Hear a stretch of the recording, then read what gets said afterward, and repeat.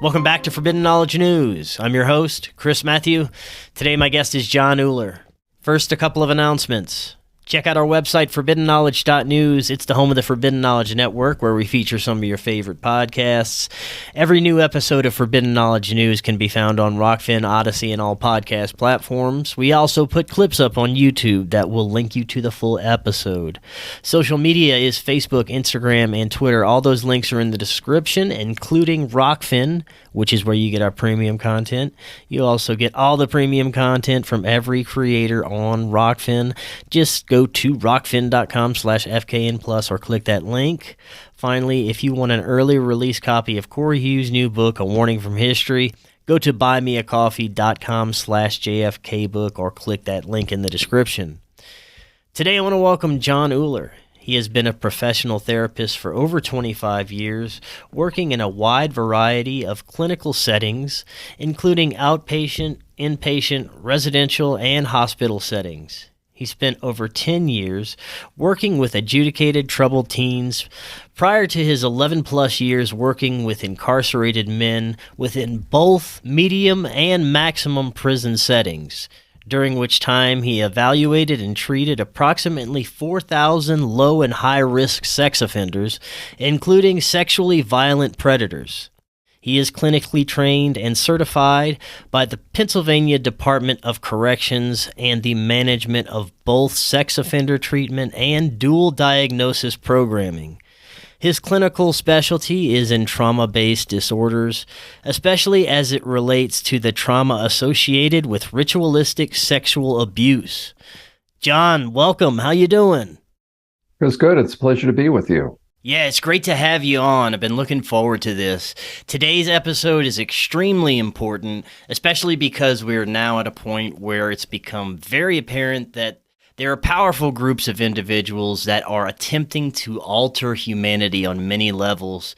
And more over the past decade, children have become a major target for psychological operations and modern culture creation. It's also apparent that many of these groups have extremely immoral ideologies and also have themselves been subjected to years of trauma, sexual abuse, and mind control, and will also do whatever it takes to not only perpetrate these behaviors through generations, but by also subjecting us and our children to their sadistic ideologies. Now, you're a clinical therapist that has treated many higher-risk sex offenders and violent predators, and today we're going to take a deep look into the mind of these predators, as well as the ritual abuse that is possibly occurring at higher levels. Before we do any of that, tell us a little bit more about yourself, your background, and what led you to this work. Yeah, well, Chris, again, pleasure to be with you. I have a number of podcasts that I give an extensive bio, but in brief, been doing therapy for about 30 years, worked in all sorts of settings, including a hospital program. That's where I first learned about trauma. Because unless you're aware of it in one way or another, you can't comprehend the effects. It'll shatter the mind.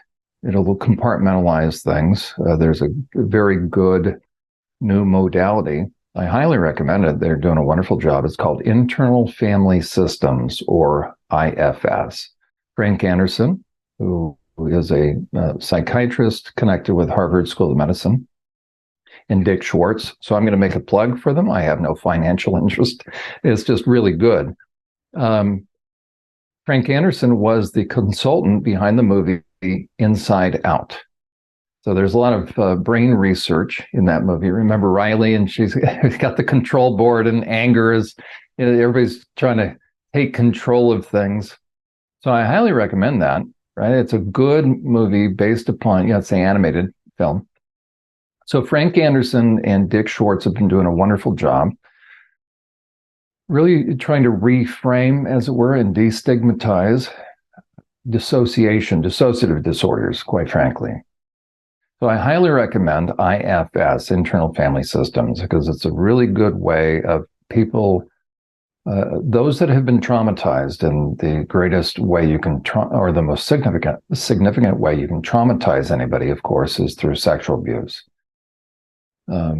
So I highly recommend that. So IFS, if you look for a therapist, ask if they know about IFS. And so it's trauma therapy is really coming into its own. I also recommend, and again, I don't have any financial interest, it's just good resources, is Bessel van der Kolk. Now there's a name, he's from the Netherlands, older gentleman. Bessel van der Kolk is really the leading researcher. He's a psychiatrist. He started treating Vietnam vets, guys, when they were coming back from Vietnam. He's written a book, best-selling book called The Body Keeps the Score. I highly recommend it. Starts out talking about Vietnam vets or veterans. So what's nice is it's applicable for sexual abuse survivors or anybody that has been traumatized. Tons of videos out there by Bessel van der Kolk, Frank Anderson, Dick Schwartz, so I highly recommend them. Again, therapist for 30 years. It wasn't until working in the inpatient program that started seeing the effects of trauma. And so I ended up, really by virtue of, I think I was open to my caseload and started having a lot of survivors on my caseload. And I originally did not believe in, at that time it was called MPD, multiple personality disorder. I didn't believe in it whatsoever. I thought it was stupid. Well, Lord has a funny way of humbling oneself. So I started working with a number of folks, but one in particular, a gal who went into a severe depression. I met her in the hospital program. It was a private hospital. And started seeing stuff that I didn't have any context. I didn't have any way of framing what I was experiencing with her as far as seeing things. So I had to work. I didn't know there was any material out there. So I sort of recreated the way, in the sense that I learned the old-fashioned way, which is I was on that journey with my client, but trying to make sense of what I was seeing. And before I knew it, it's like, wait a second, I think I've heard about this phenomenon. I think I'm familiar with the concept of Sybil.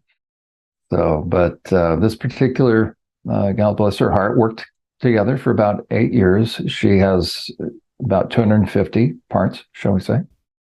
It's a very real phenomenon. And there's been enough research now, brain research, that you'll see different parts of the brain light up when somebody goes into different personality states, because trauma will simply take somebody's personality and segment that, and then they have a difficult time transitioning through what we all experience. There's different parts to us, and hence IFS references that. So worked with survivors extensively. If I was to pursue a PhD, it would be in this, because I know it really, really well. Now, then began working. Go ahead, finish.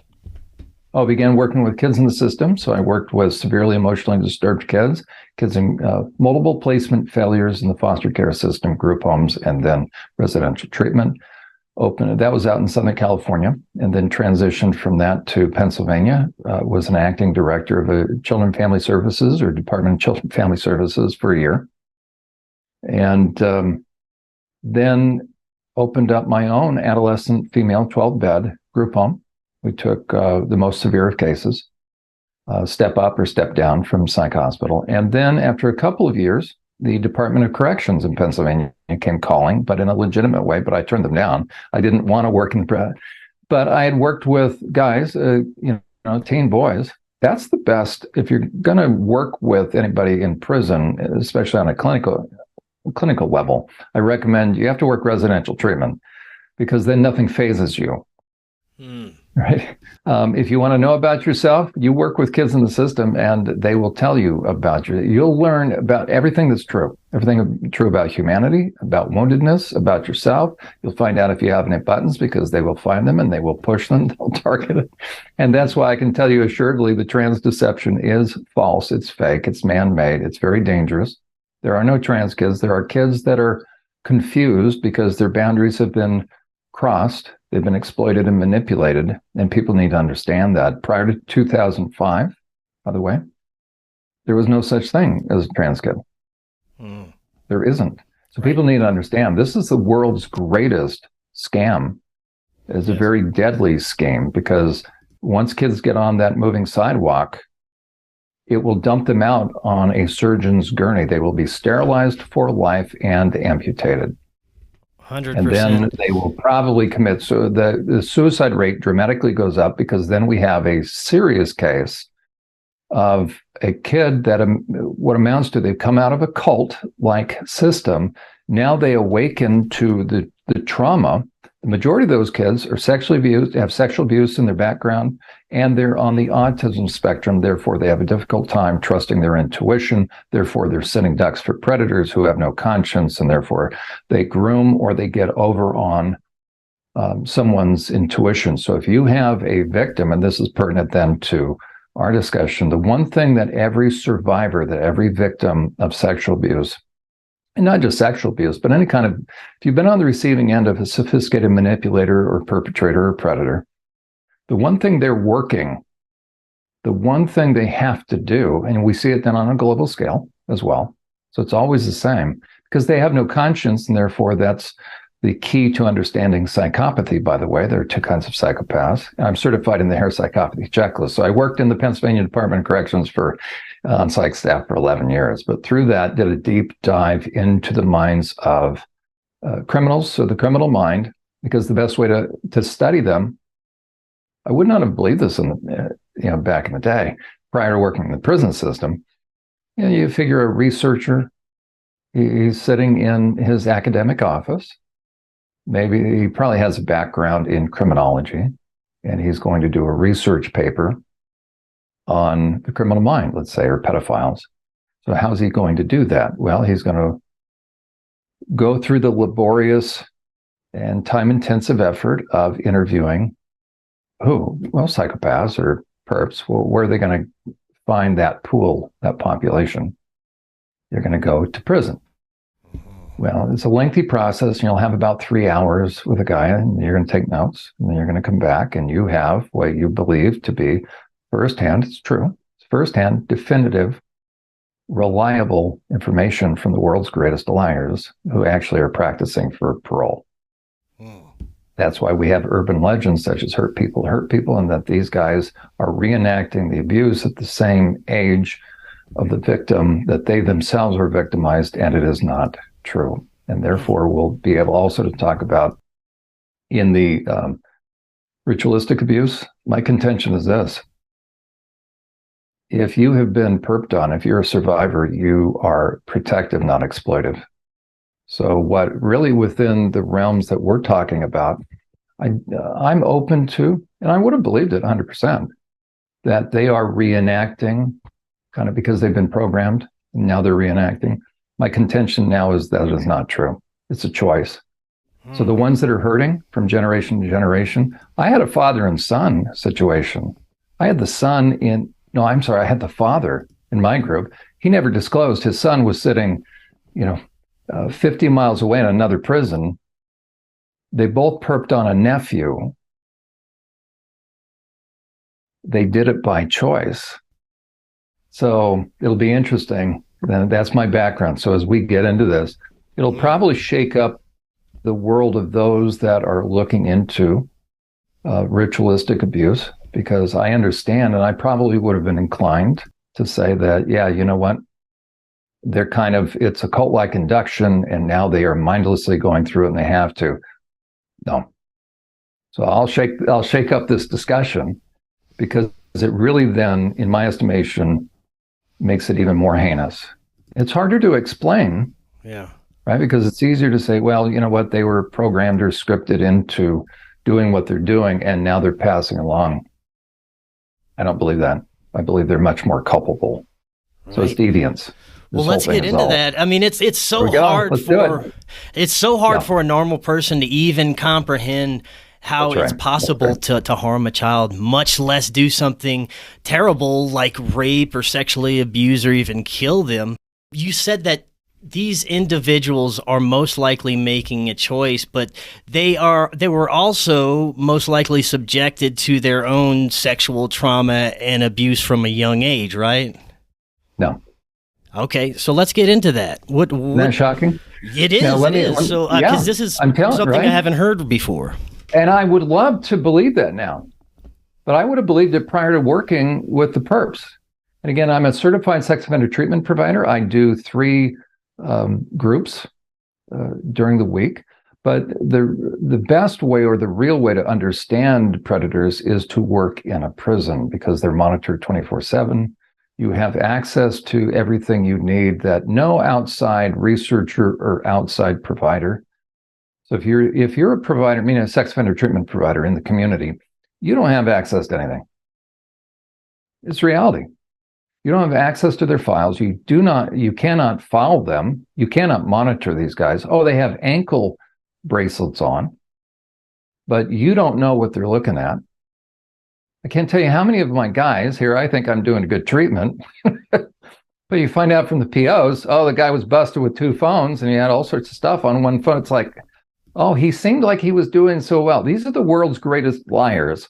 How do we know? Well, did any of them come forward and say they need treatment for their significant, for the extent to which they access porn, which underlies 100% of all sex offending? Porn is the basis. I have a lot of people say, well, Uhler, so porn is. I said, yeah. Well, what about prior to porn?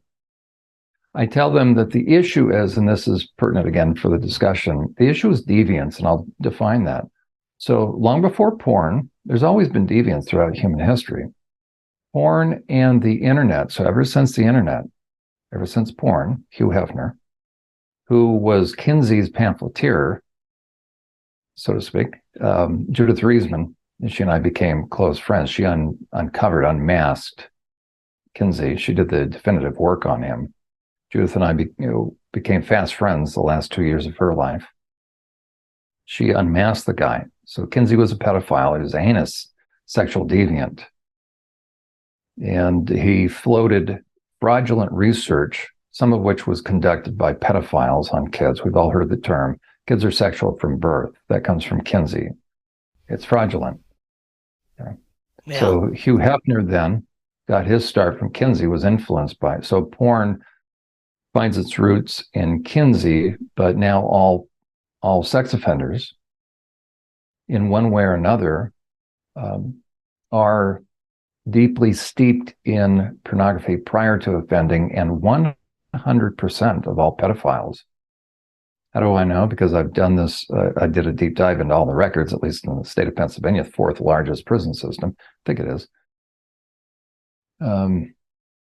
100% of pedophiles are busted with child rape porn. 98% are also busted, meaning they have charges, for the dissemination or distribution, same thing, of that same material. So they're passing it along.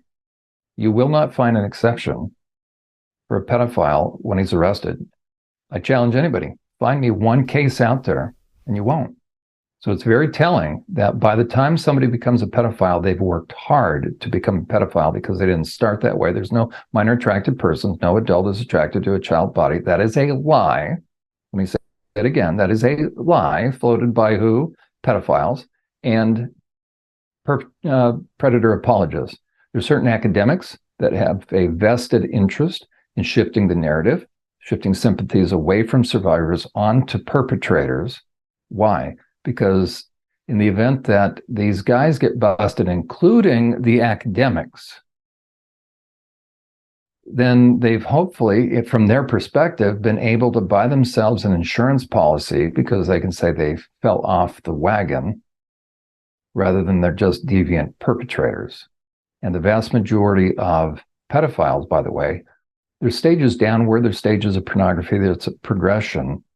The vast majority of pedophiles have already accessed bestiality porn prior to child porn. And then the next level is snuff porn, because that's how you silence the lambs.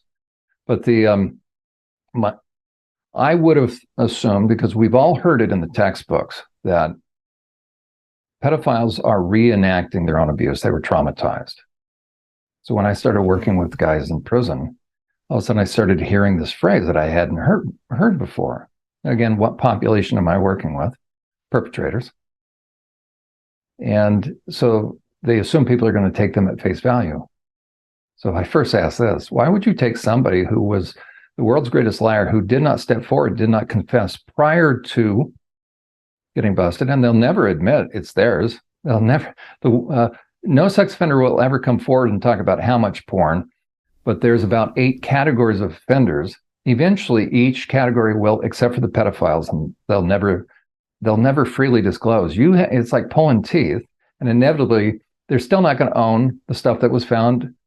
Thousands and thousands and thousands of images. I just got off the phone just literally an hour and a half ago. Have a guy referred to me, sex offender treatment, and bright guy, because he can tell me different details about certain things. But all of a sudden, when it comes to what was found on his electronic devices, I'm not sure. And then, I don't know really, because I didn't really access it, even though age 9 or 10 children, that's the age range that was found. It really is surreal. But my contention is this, because what they'll float is hurt people. That's the first phrase I started hearing. It's like, excuse me? Because I've worked with survivors. Well, the one characteristic of a survivor is they are hypervigilant and overly protective. If anybody has ever been raised by a parent, especially a mother, it doesn't have to be just a mother, but if anybody has ever been raised by a parent or mother who she herself was abused, you watch that parent, you watch that mother when they go out. That mother is scanning the environment all the time. She's hypervigilant. She becomes almost like the helicopter parent. She's the one almost keeps her kid on a literal leash, right? If they go to the park for playtime, and if she is with other mothers may be, they kind of go off by themselves. They're talking. It's mother bonding time, woman to woman. Kids are playing. Let's say we have 5 women, 2 of whom are survivors. If we were to watch those 5 women, you will see 3 that are into the discussion, 2 are doing this. They're constantly looking to see where their kid is. Why? Because they know. Survivors are protective. They are not exploitive. When these guys told me they would use the phrase hurt people, I said, really? At first, I let it go by because I wasn't tracking. And then I said, wait, repeat that. Because they think that most providers, and unfortunately they're right, have bought this belief. Where did we get the belief? From the research. How do you get the research? You sit down with who? Perpetrators. So I'm taking at face value a perpetrator who's the world's greatest liar, who's a psychopath, a white-collar psychopath, 2 kinds of psychopath, bloody psychopath and white-collar. I'm certified in the Harris Psychopathy Checklist, so the PCLR. A psychopath has no conscience, therefore no empathy or no remorse, and they know how to manage impressions. It's called impression management. They're always working people. They're analyzing. They're giving you what you want. That's why they first were sociopaths moving into psychopaths. And prior to that, they're narcissists. So it builds one stage upon the other. There's genetics and nature and nurture and all of that, but that's not the primary issue behind psychopathy. It's a violation of conscience.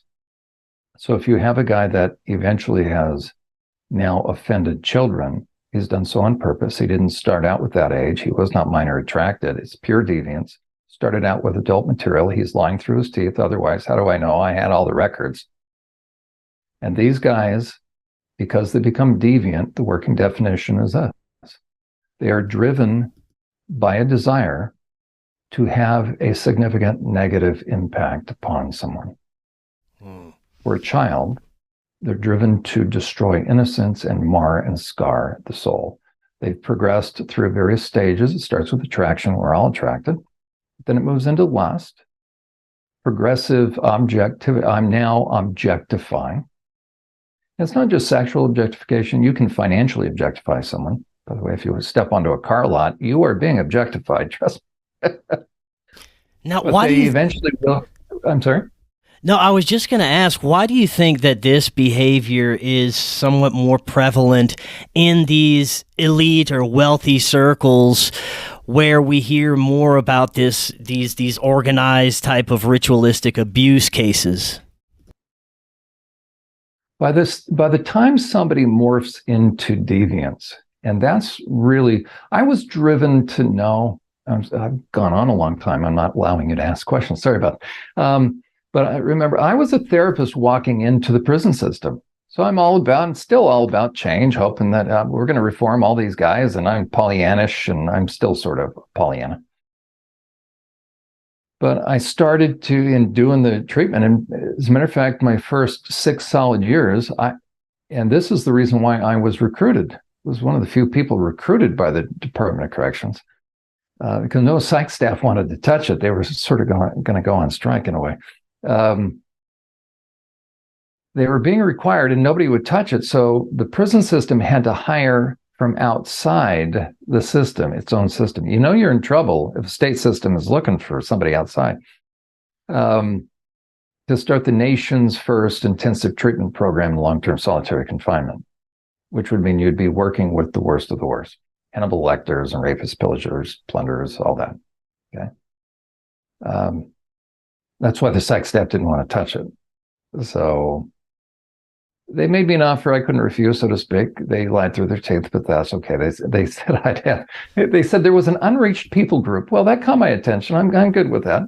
But then they said I'd have unlimited authority, budget, all that. Well, that was not quite accurate, but there I was. So I'm in solitary confinement, working with these guys.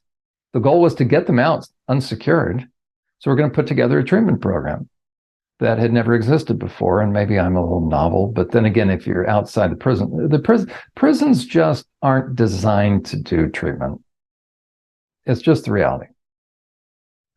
So I stepped into this environment that, talk about outside the box, on both sides. The officers couldn't believe this was happening.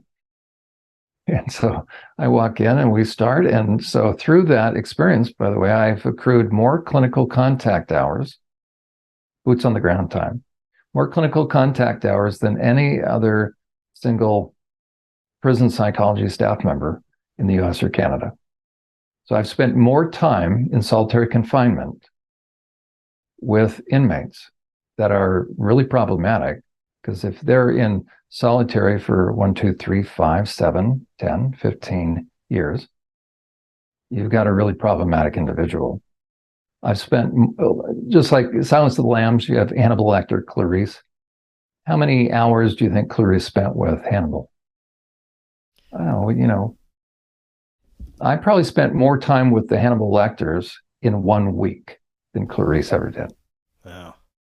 Just by virtue of it. And from there, then I headed up, oversaw treatment of one of the high intensity forensic specialized units, 65-bed standalone unit for sexually violent predators, then certified in the Harris psychopathy checklist, then did high and low intensity treatment, oversaw the mental health unit, or the specialized, what they call a special needs unit, for those guys that are either criminally insane or have other issues, including trans.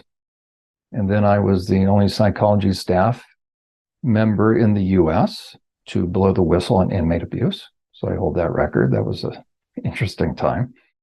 Then after 11 years, decided to retire from the Pennsylvania Department of Corrections. But that's where I learned a lot about what is or isn't true. If somebody wants to go on and see what I've written about the myths versus what is true, they can go to churchprotect.org. I have a list right there. And there's a lot of my research on there. At some point in time, I'll find the time to publish. But under the Truths tab, a lot of these perp apologists that try to shout me out because what I say is rather disconcerting for them, because I place responsibility on these guys. It's not because they were wounded. As a matter of fact, sophisticated pedophiles, they were not sexually abused. The elites were not sexually abused. Well, that goes cross-grain to what we've all been told. So we always hear, these guys were groomed from generation to generation to be psychopaths, Correct. No, I'll tell you why that is not true. I wish it were true. It'd be easier. I haven't got all this figured out now, because this is really, really challenging and difficult. But if you want to see why I can say that, a lot of people, the perp apologists, especially on Twitter, they keep getting me banned on Facebook and Twitter, and I'm back on apparently. But let's say, Uhler, who's this Uhler guy? He's not published. Okay, where the peer review? I thought, I hate it when perp apologists have a point, right? They're doing this chess thing in this debate. I thought, oh, you want peer review? Okay. So you know what? I'll go one better. I'm going to get professional peer review, because it's one thing to have a room full of academics. I'm not minimizing it. We need academic research. Research should be quality, but you can. It is conceivable that you can have research produced by those that have PhDs in criminology that have never worked in a prison. Mm-hmm. Let that sink in. Why? Because let's say I get my undergrad in criminology, and then I go for a master's in criminology and now a PhD. Where did I do my research? Well, I was able to gain access. I'm kind of go with this for a moment. I was able to gain access to the Department of Corrections and sit down with 7 murderers or 7 sex offenders for 3 days, totaling maybe 12 hours. So I have definitive, firsthand, straight from the horse's mouth, really important research. So let's say I've got 7 guys, total of 12 hours per guy. That's pretty good. I'm going to come back and I'm going to write a research paper based upon the firsthand reports. What they don't know is behind the scenes. Those guys are going back to the block. If, by the way, if a guy's in solitary confinement, he can't be interviewed. They won't bring him out. So your pool is limited. And on more than one occasion, I've heard guys snicker, like, can't believe, kind of, she bought the whole thing. And the interviewer doesn't know, because is that interview confidential? No. You got speaker systems, you got officers listening. Plus, it's going to be in the research paper.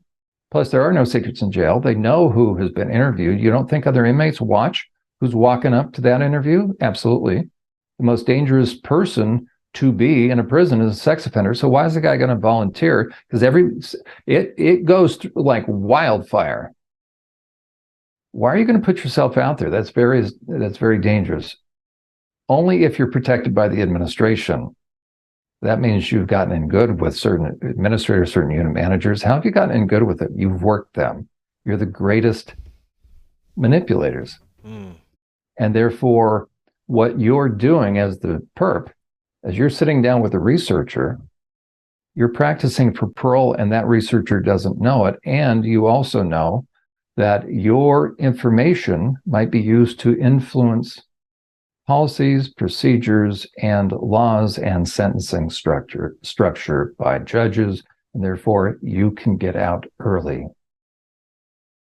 It's a scam.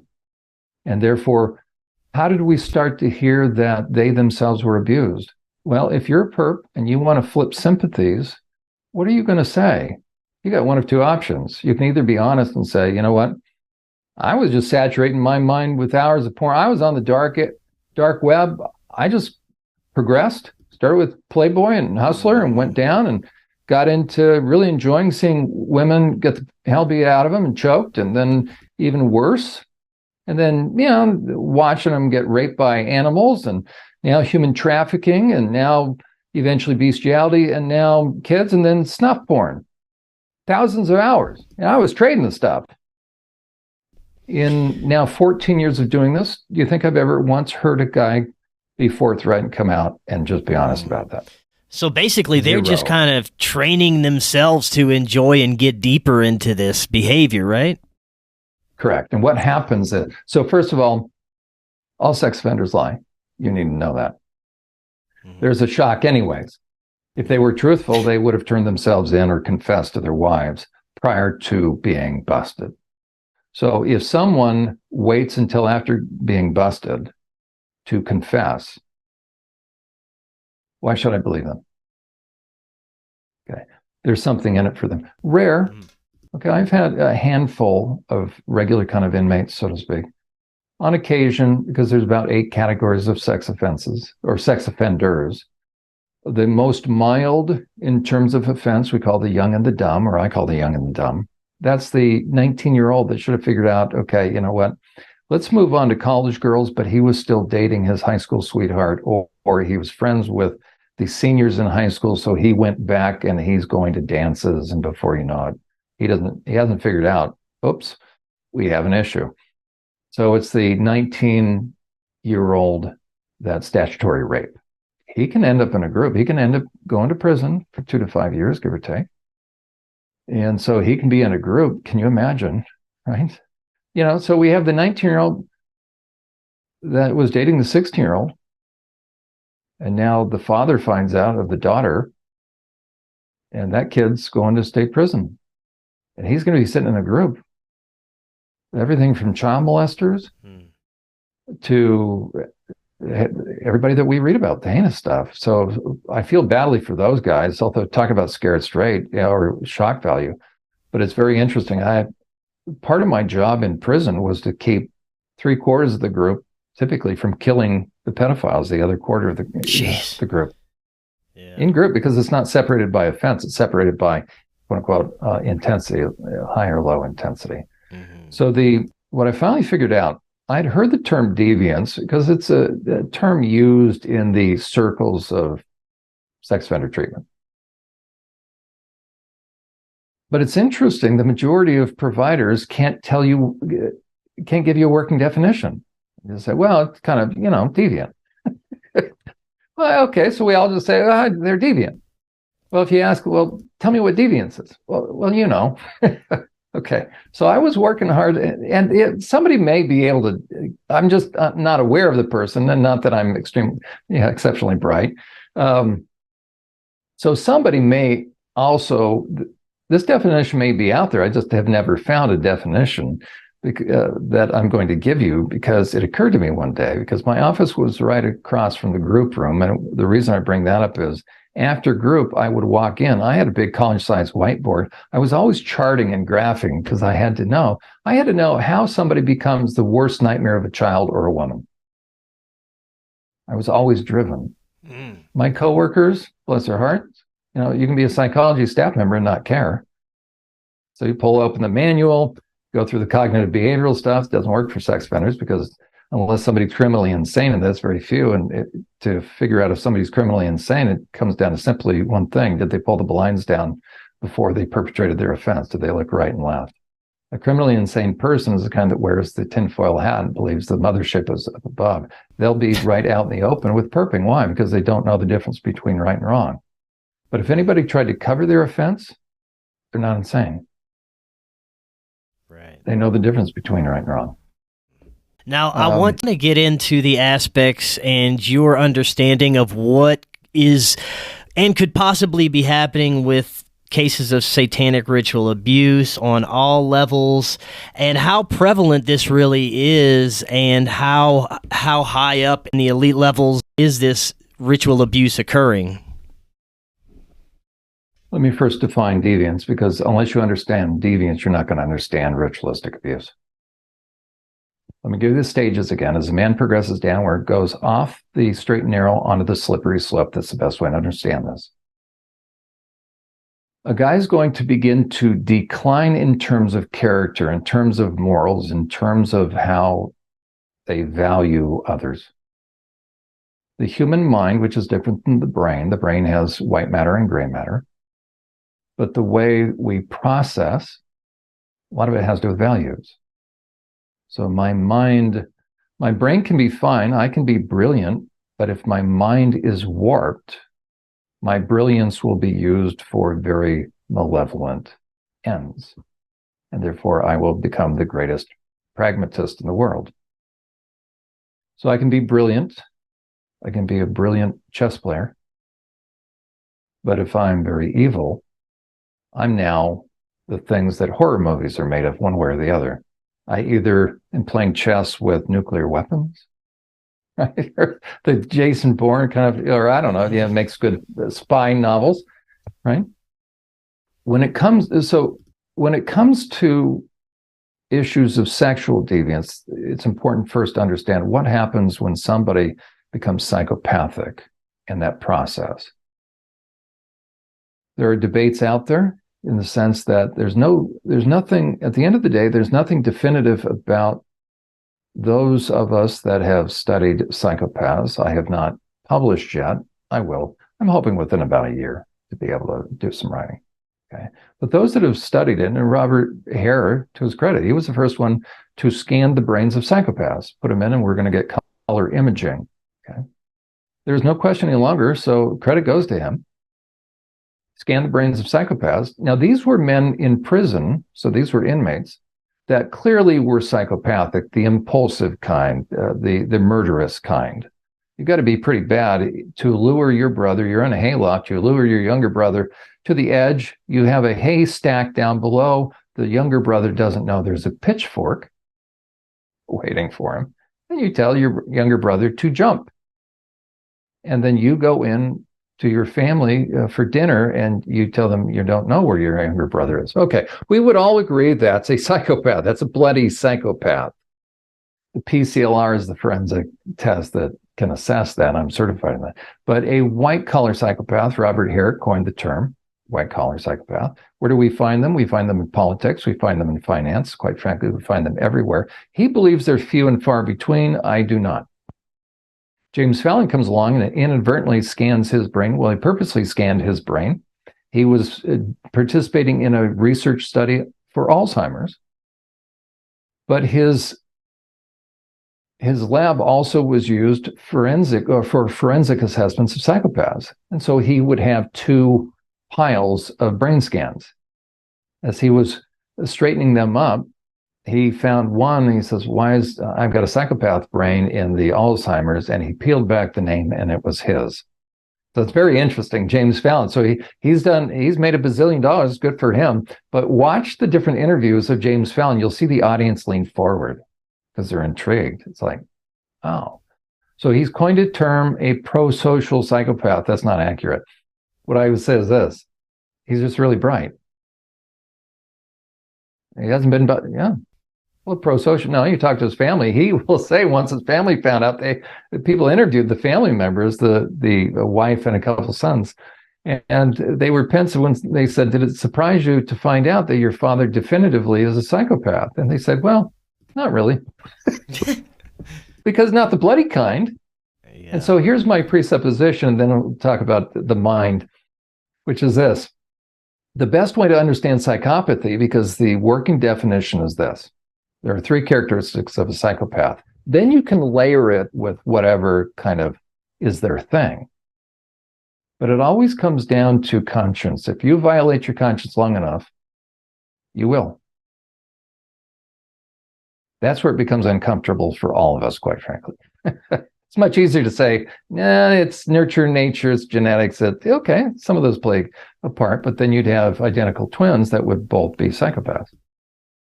So my contention is, first, you get off the straight and narrow, you're violating your conscience little by little, and eventually you'll become a narcissist. Now, there's 2 kinds. There's a sophisticated narcissist and a simple narcissist. A simple narcissist needs a mirror.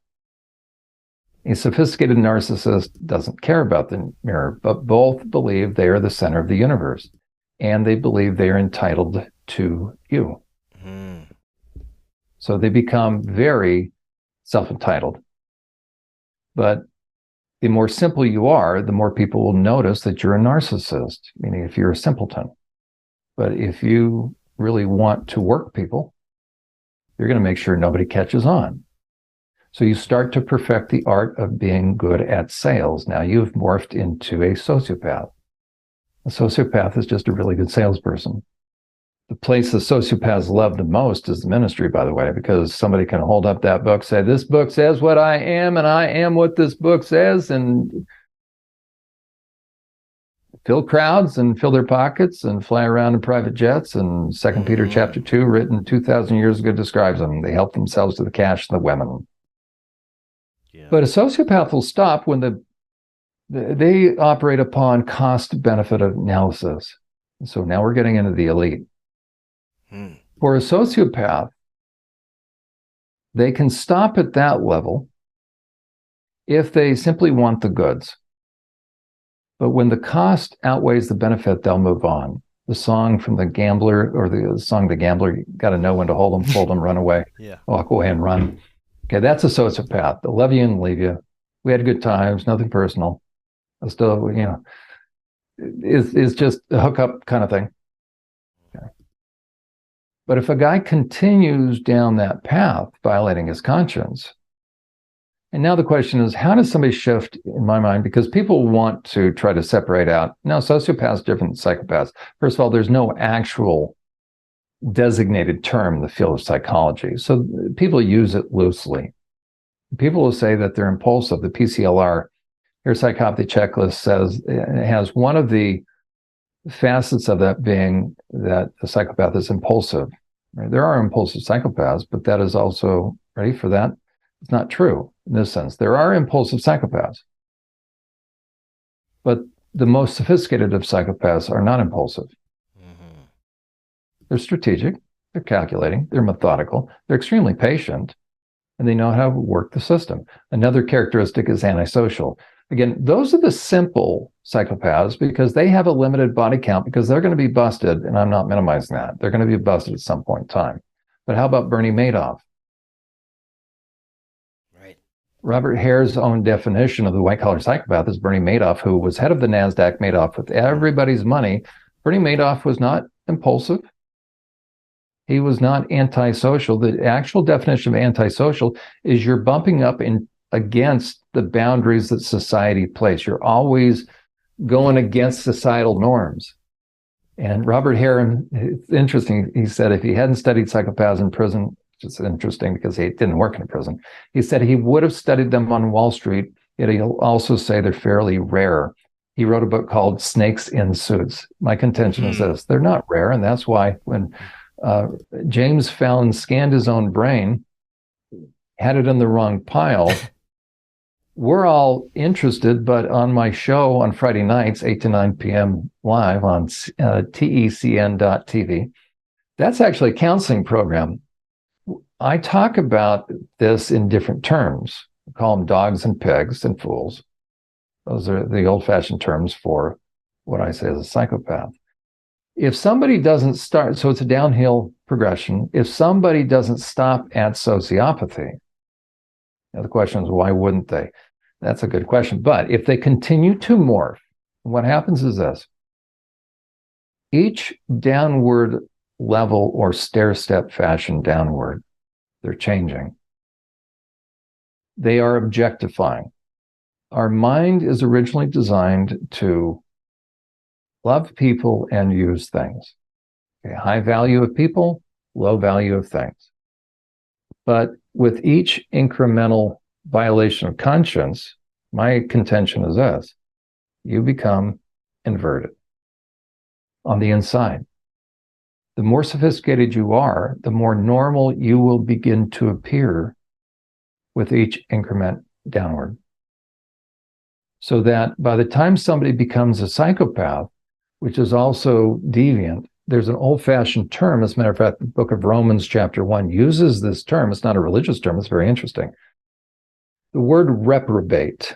Now, it's become so associated with sexuality that it's, you have a reprobate mind, somebody's going to think, perverted. Usually that's the case. But the term reprobate in the Greek 2,000 years ago was a metallurgy term.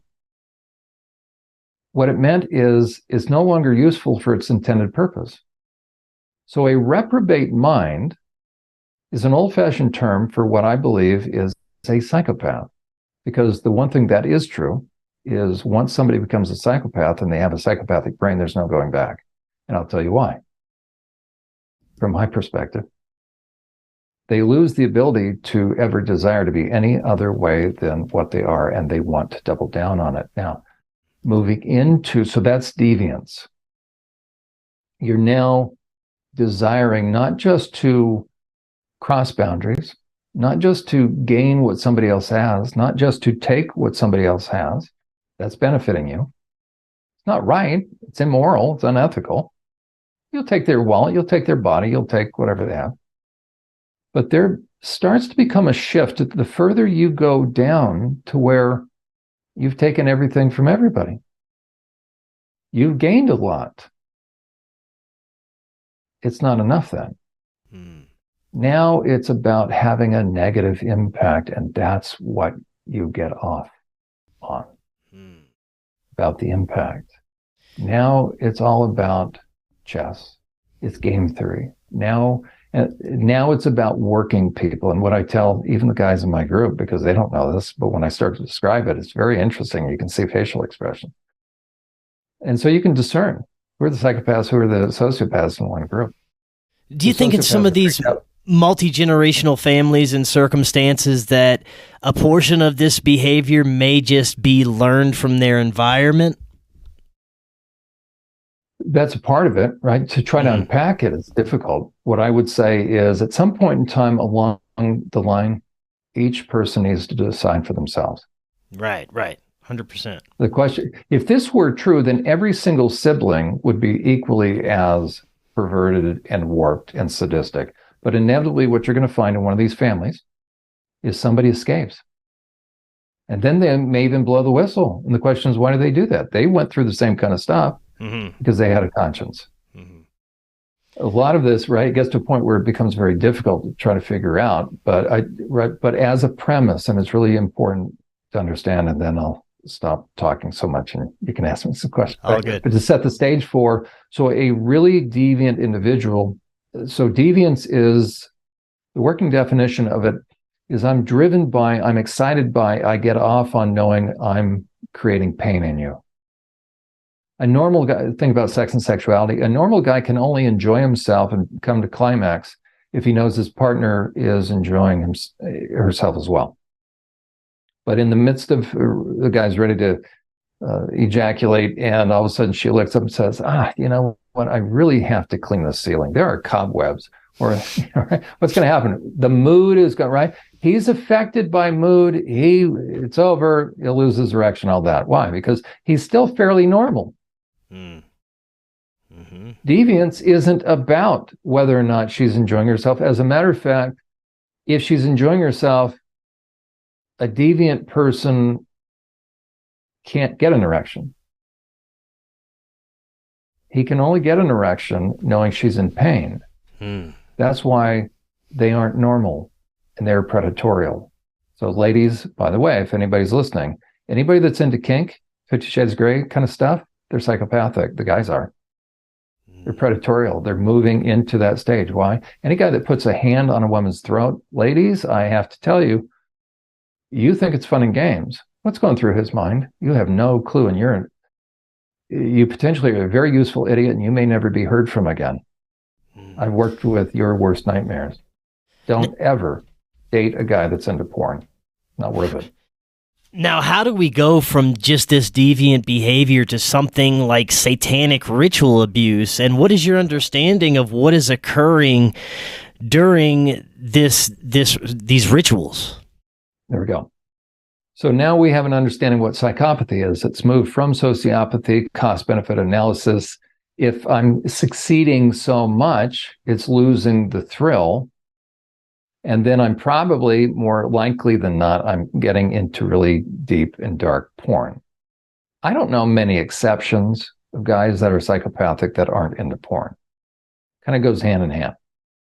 Again, we think of some guy that gets into porn, he's going to wear a trench coat or he's going to be a freak of nature. No, think about Epstein. Think about Bill Clinton. They look more normal. Why? The more sophisticated they are, the more normal they know how to appear because it's impression management.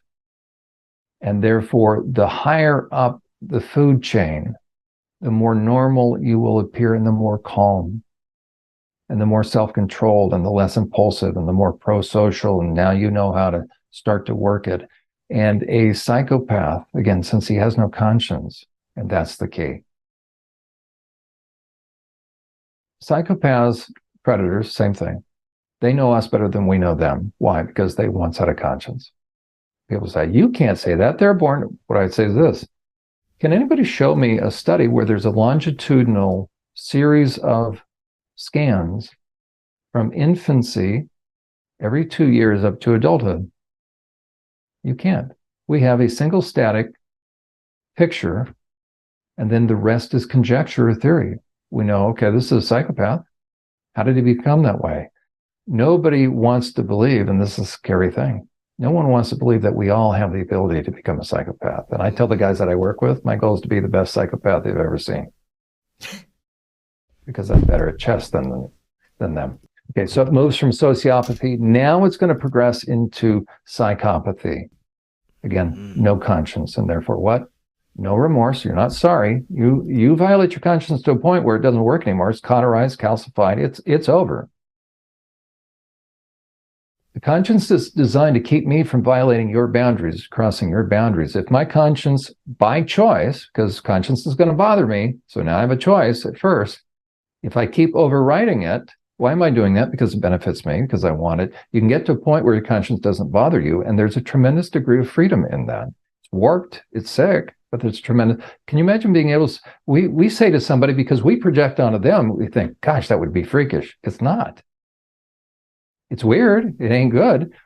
How can they sleep at night? They sleep very well. Why? They have no conscience. It doesn't bother them. And now they're all calculation. And now it's chess. Why? Because that's the only thing that excites them, and they are now harmonizing with darkness. Now the question is, what's going to energize them? The further you go down, what you're driven by is degree of harm that you can perpetrate. The greatest kind of harm is defilement. The more innocent, the greater degree of harm, the greater you get off. And now you've harmonized. Now we're into very dark stuff. Now I must step away from what? Very natural thing. Now I'm going to get into Satanism. I'm going to hide it from the public, or I'm going to toy with them, because a psychopath is characterized by three things. They will have the last word. They have to. It's really the same thing with Satan, quite frankly. Okay. They're pure ego. They have arrived at the state of pure ego. Okay. So the world revolves around them. So they are purely self-entitled to do whatever they want. They're the ultimate pragmatists. They're driven to have an effect. So a psychopath will always have the last word, last say, and last laugh. What they are driven by is to work other people. It's chess. They are the chess masters, to work them in such a way that they're going to incrementally increase pain, because the psychopath gets off on seeing somebody in pain. That's why BDSM kind of crap. People need to be very careful. I have spoken to multiple men who've committed heinous things, that each of whom, independent of one another, because in long-term solitary you hear certain things, each of whom have described to me that something came over them. Now, they're still responsible, 100% responsible. But it's very interesting at that level, where they would start to talk about how something would come over them and leave them, come over them just prior to offense and leave them just after the offense. There's three doorways into the spiritual realm, and isn't it interesting? Drug, sex, rock and roll. Things haven't changed. Right. Think about Satanism. They'll always have two things involved in their rituals: music and sex and drugs. Okay, all three. Yeah. Those are doorways into the spiritual realm. When I work with guys, I have a number of guys that actually are porn addicted that I have in my regular caseload. I have one guy, very bright guy, internet security, interesting, he's going for his PhD, and he began to realize he's from a different country. Somehow he came across the Netflix series on Ted Bundy. And he started to realize that he was watching on his off hours. Guess what category of porn he's been watching? Torture. Identical. Absolutely. And so, kind of bless his heart, so to speak, he says, I think I realized I might have a problem. So he, on his own, he's one in a million. He contacts I do online therapy. So he figured, you know what, I think I need to figure this out. Because he had already started to take public transportation and rubbing up against women. in such a way that they're not quite sure. It's always, by the way, if a man is stealing underwear, Sam Brinton, man stealing women's underwear, he's doing 10 times worse behind the scenes in terms of what he's accessing. That is a huge red flag that he is already offending, and he's a very dangerous individual. Within the trans deception, if any man thinks it's a reasonable thing to dress in women's underwear and drag, they've saturated themselves in thousands of hours of porn already. And you watch when those men go into the women's room, you notice when the women who are dressing as guys, they don't take selfies in restrooms, but the men do. And what are the men always doing in these TikTok videos? They're masturbating. When a man is doing that, and why was no clothing? When Sam Brinton, remember the Deputy Assistant Secretary of Energy for the Department of Energy of Net Waste Fuel, Sam Brinton, the deviant guy, busted for stealing, right? Okay, he stole suitcases. Which gender suitcases did he steal? You looked at that, you can tell, right? Stole women. Why do you think he stole it? For the underwear. Why didn't he return the underwear? He masturbated in it. How can you say that? I work with sex offenders. Why did he do that? Because they're raping the women in their minds. But they're autogonophile. I don't ascribe to that term. But they're really turned on by themselves. No, they're not. They are enacting on themselves what they've been watching, and they're actually raping women in their minds as they're feeling themselves up. These are very dangerous individuals, and nobody wants to say it. But when I've worked with sex offenders for 14 years, I can say it. Yeah, 100%, man. By the time some guy gets busted and he's doing stuff, real harm, you'll inevitably find that he's been stealing women's underwear. They're trophies. These are very dangerous individuals. And Sam Brinton was part of the Trevor Project, which targets wounded and vulnerable gender-confused kids that have all been perped on. The Trevor Project is in West Hollywood, where you have all the kids congregate because sometimes they figure, well, I'll go to a modeling agency and Sam Brinton also he defended a gay online site that promoted prostitution of young boys. Jeez. So the Trevor Project, in my estimation, they can prove me wrong. If anybody wants to come on my program from the Trevor Project, happy to have them. But you prove that's not targeting for means of child trafficking. So we set the stage for, hopefully I've given you, it's been a comprehensive look. So we've got somebody that has become a psychopath layered with sexuality, but oftentimes at that level, their financials. So they are psychopaths that have access to cash and human bodies. Yeah. The further they get into psychopathy, they're driven by what? The desire to have a negative impact, to scar and mar the soul. They get off on now seeing somebody in pain. The more cash you have, you don't care about the cash. If you have billions of dollars, how do you comprehend that? So life becomes, you're at a different level then.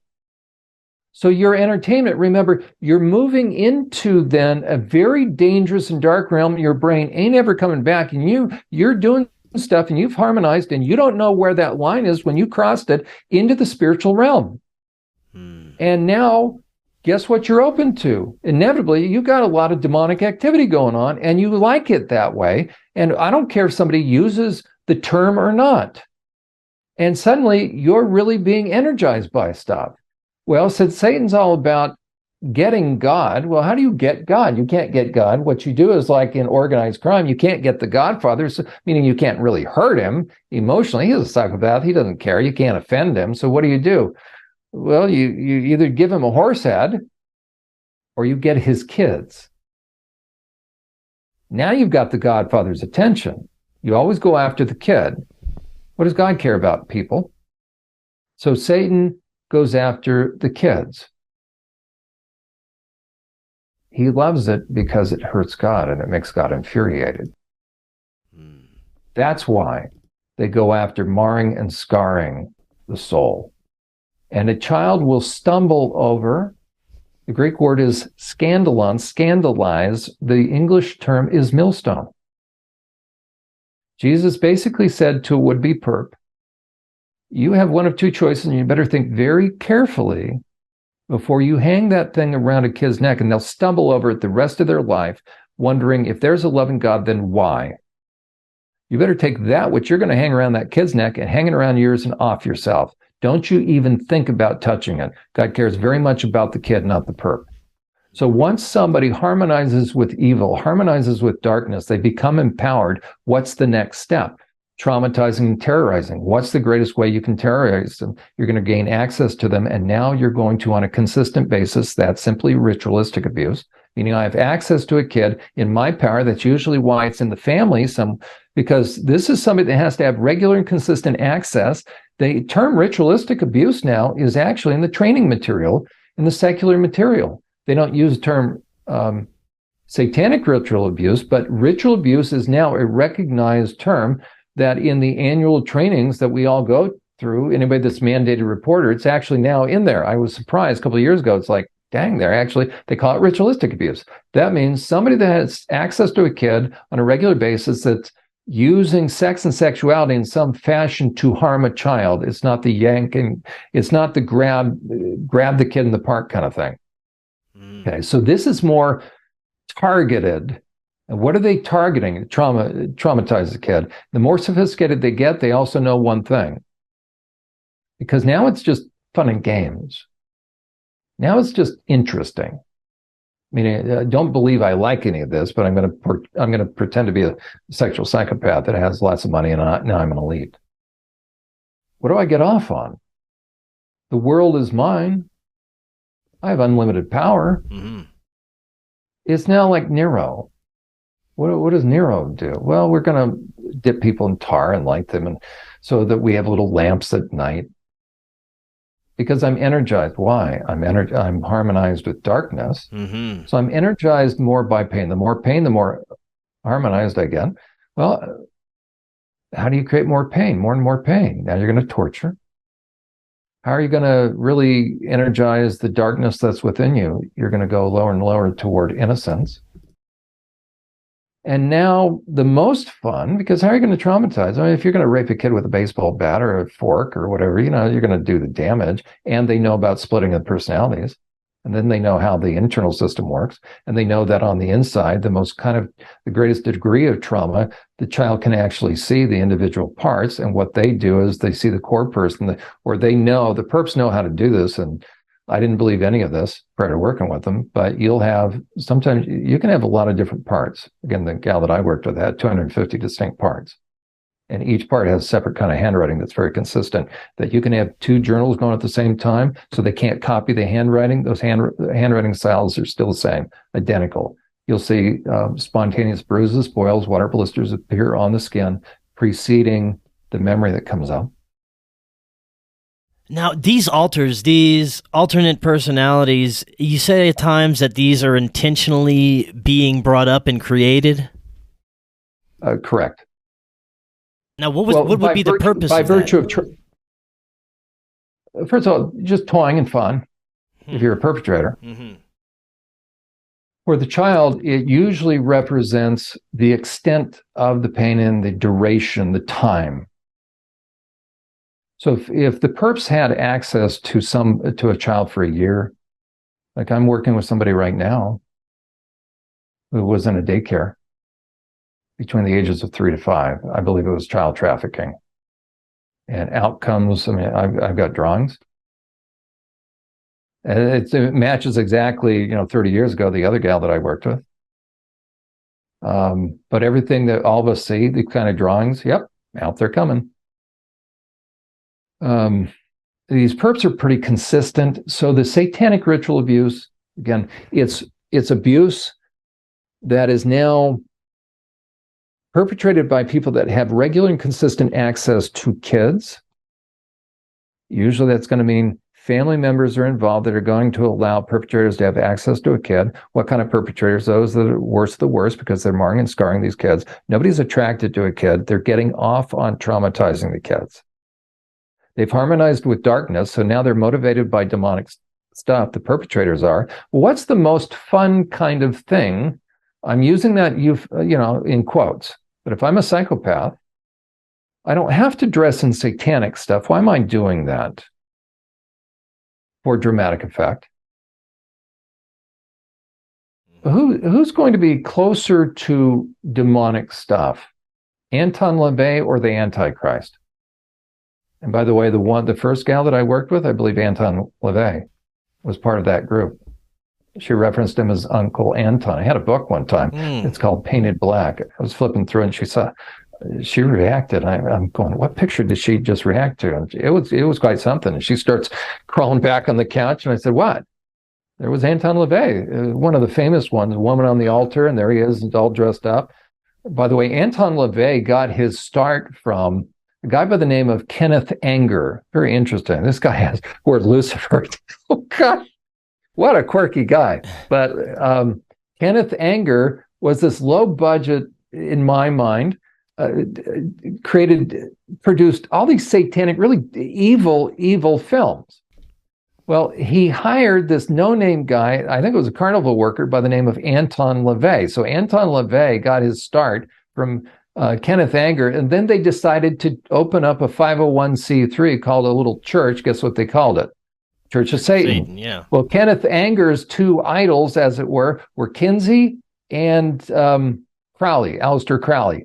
If you've ever seen a famous picture, Aleister Crowley went to the abbey Kinsey flew out to Italy to be in the abbey. He wanted to see the abbey that Aleister Crowley was in. And you're bad when Mussolini has to kick you out. And Mussolini had to kick Aleister Crowley out of this abbey. Why? Because ultimately the guy was doing human sacrifice. And Mussolini couldn't stand it. He kicked Aleister Crowley out. So you have this abbey. There's a famous picture of Kinsey looking up at the wall. The guy to the right is Kenneth Anger. They went out together. Judith Reisman believes that Kinsey and Aleister Crowley were communicating along with, in addition to, at the same time, simultaneously, somebody high up in the eugenics program of the Nazi Third Reich. Mm-hmm. And the reason why, according to Judith Reisman in personal communication with me, she believes the reason why Kinsey flew out to the abbey right after Aleister Crowley died is Kinsey had to get his hands on his own communication lest the ruse be unmasked. That Aleister Crowley, and Judith Reisman believes that Kinsey paid Aleister Crowley. He was on the payroll. And the CIA and the Rockefeller Foundation funded Kinsey, and the Rockefeller Foundation came out and confirmed that. They bragged just recently, a year and a half ago, they did a publication on this. So CIA, Rockefeller Foundation funds Kinsey. Kinsey's good friends with Aleister Crowley, the beast. They're working with the Nazis. Mm-hmm. And by the way, Ernst Rudin was on the board of what was originally Planned Parenthood, the Abortion League or Eugenics League of America. So Margaret Sanger, an avowed eugenist, had Ernst Rudin on her board. Ernst Rudin took the ideas of Margaret Sanger, Planned Parenthood, out to Nazi Germany. This whole thing, and you start to see now all of this takes root into then the higher levels in the cabal. So you have satanic ritual abuse, which is costumes, quite frankly. The Antichrist is going to be more satanically infused than Aleister Crowley. But the Antichrist is going to wear a three-piece suit. So the one thing I first suggest when people start to look into this is don't get too hung up over costumes. Why are the costumes and the pentagrams? To traumatize the kids. Matter of fact, to me, these adults that get into that, they're low budget. They are. Aleister Crowley's low budget. Schwab is more the real deal. Yeah. Well, let's talk about what.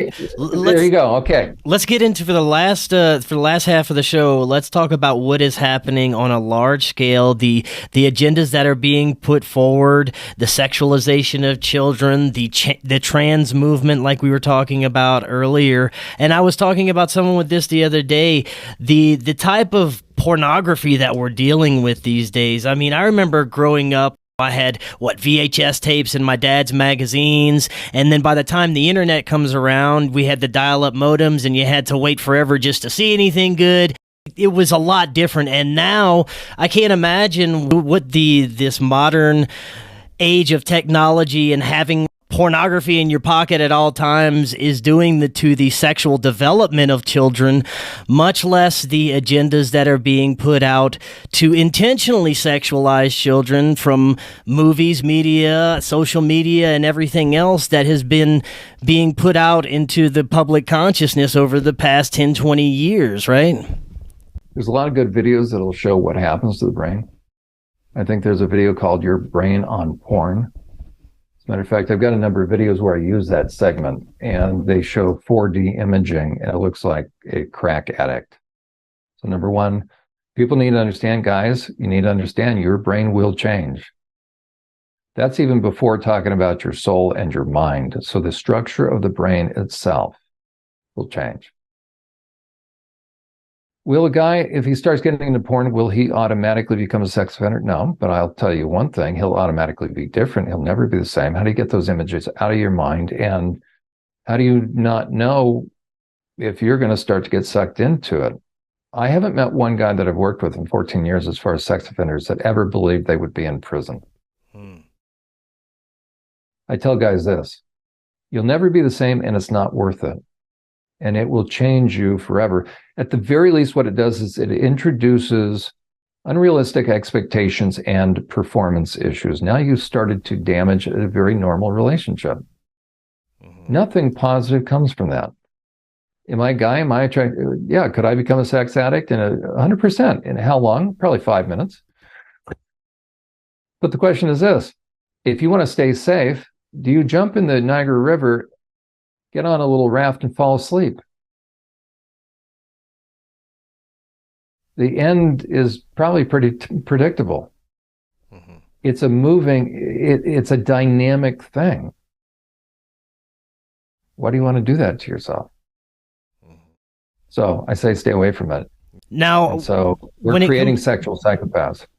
Yeah, and I think this is intentional. This is all part of an overarching agenda to alter humanity, and that is one of the most difficult things to try and explain to people, that there is an intentional agenda to fundamentally change what we are as humans and our behavior, and there's this also normalization of not only aspects of mental illness, but pedophilia on a large scale.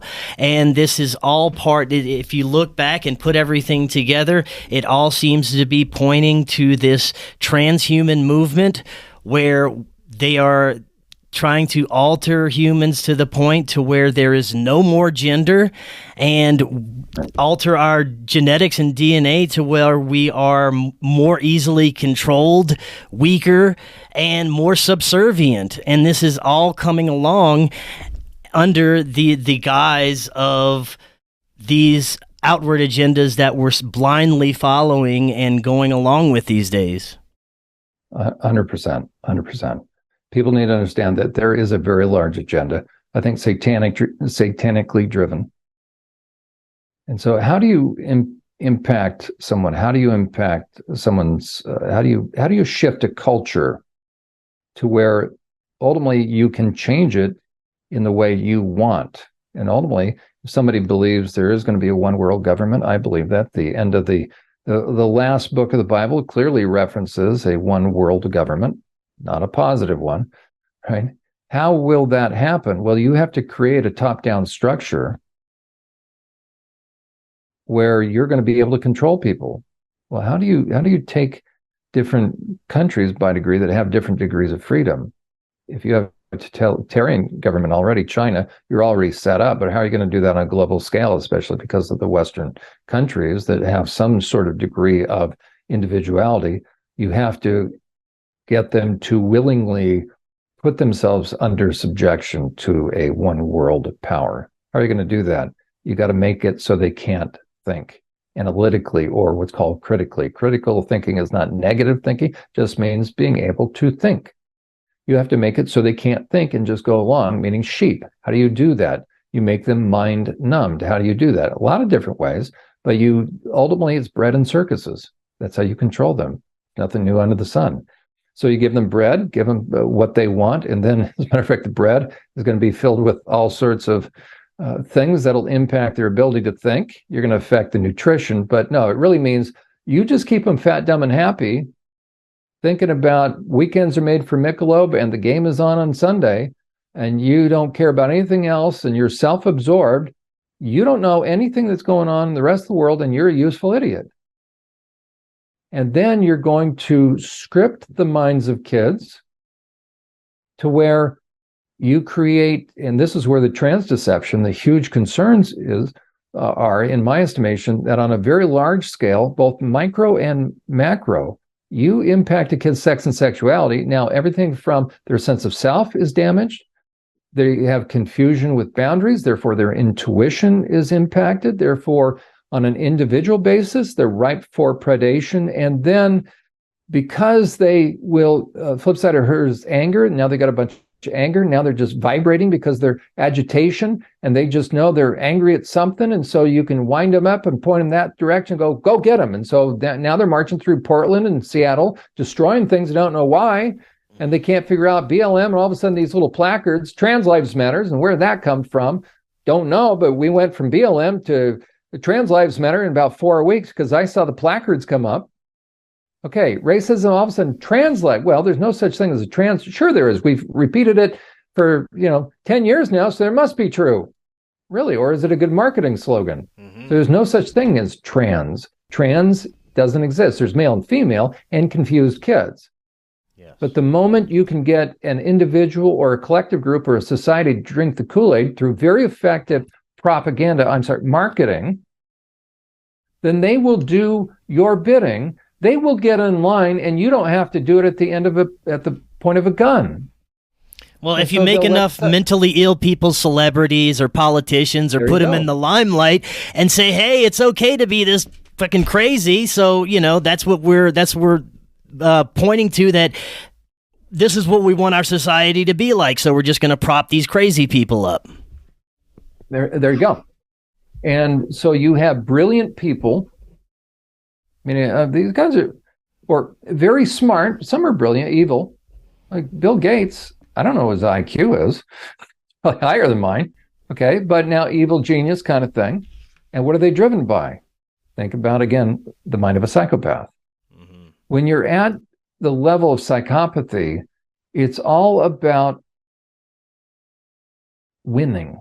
It's the thrill of the hunt, and it's chess. So a psychopath, they live and breathe without, whether they know it or not, they typically do because think about what they read and watch, but they're all about game theory. They're driven by, they've harmonized with darkness so that every relationship, every move they make, it's all, they're working people all the time. And so it's all strategy. So if you're dating somebody who's a psychopath, you had better distance yourself from that person. At the very least, you better separate. Why? It's going to be predictable. 2,000 or 3,000 years ago in the book of Proverbs, and as a matter of fact, Jesus in Matthew chapter 7 references, don't cast your pearls before what? The old-fashioned word swine. What's a swine? A pig. So on my program, we talk about pigs and dogs. Do not deal with somebody who has given evidence that they are increasingly selfish and never apologize and will not amend their behavior.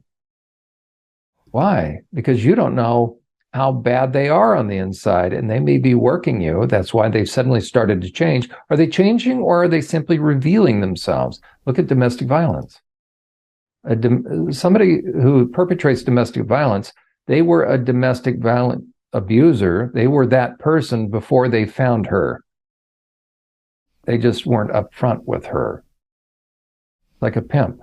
It's incredible that our system is set up to intentionally try and create sociopaths and eventually psychopaths and integrate them into our society.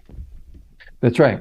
So, that's right. So the goal is useful idiots. So the majority, it's usually like 80-20. Mm-hmm. Think about it in the trans movement. Probably about 80%, and this is my heart goes out to the 80%. Those are the ones that are being used and abused, and they have skin in the game.